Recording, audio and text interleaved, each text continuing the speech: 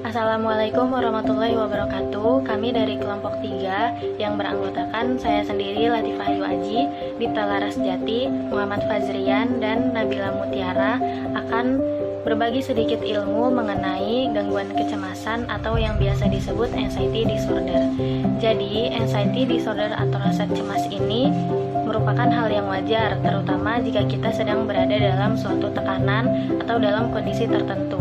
Tapi, jika rasa cemas dan khawatir ini menjadi berlebihan sampai tidak bisa terkendali dan mengganggu aktivitas-aktivitas lain, bisa jadi ini merupakan Anda sedang mengalami gangguan kecemasan atau anxiety disorder tersebut. Penyebab anxiety disorder atau gangguan kecemasan. Penyebab anxiety disorder sampai saat ini belum benar-benar diketahui secara pasti. Namun, para ahli meyakini bahwa salah satu penyebab gangguan kecemasan dipicu oleh genetik. Jadi, jika Anda memiliki orang tua atau saudara kandung yang mengalami gangguan kecemasan, Anda berisiko tinggi untuk mengalaminya juga. Kejadian traumatis di masa lalu dan stres jangka panjang juga bisa jadi penyebab seseorang mengalami gangguan kecemasan kronis. Bahkan, kondisi ini juga bisa disebabkan karena kondisi medis tertentu. Dalam beberapa kasus, tanda dan gejala kecemasan adalah indikator pertama dari penyakit medis. Jika dokter mencurigai bahwa kecemasan yang Anda alami disebabkan oleh masalah kesehatan tertentu, dokter akan menganjurkan Anda untuk melakukan beberapa pemeriksaan untuk memastikan diagnosis. Beberapa kondisi medis yang dapat dikaitkan dengan gangguan kecemasan termasuk penyakit jantung, diabetes, gangguan pernapasan seperti asma, penyalahgunaan narkoba, kecanduan alkohol. Terkadang kecemasan menjadi efek samping dari obat-obatan tertentu. Efek jangka pendek dari gangguan kecemasan adalah mengkhawatirkan banyak hal secara berlebihan, melihat sesuatu dengan pesimis, takut untuk mengambil keputusan, serta dapat menyebabkan paranoid dan juga berhayal. Lalu dampaknya pada fisik yaitu denyut jantung yang cepat, mual, susah tidur, susah untuk berkonsentrasi, pusing, dan juga mudah kelelahan. Lalu ada efek jangka panjang dari gangguan kecemasan yaitu Anda dapat mengalami depresi, insomnia, nyeri kronis, kehilangan minat dalam berhubungan seksual, penyalahgunaan zat, dan juga dapat menimbulkan pikiran untuk bunuh diri, dan kesulitan di sekolah, pekerjaan, dan juga lingkungan sosial. Untuk meredakan atau mencegah munculnya perasaan cemas, Anda dapat melakukan beberapa cara, yaitu sebagai berikut. Yang pertama, mencukupi waktu tidur dan juga istirahat. Yang kedua, membatasi konsumsi kafein dan juga minuman beralkohol.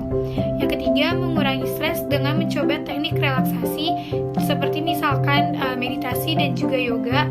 Yang keempat yaitu melakukan aktivitas fisik atau berolahraga secara teratur. Dan yang terakhir mencoba bertukar pikiran atau curhat dengan teman.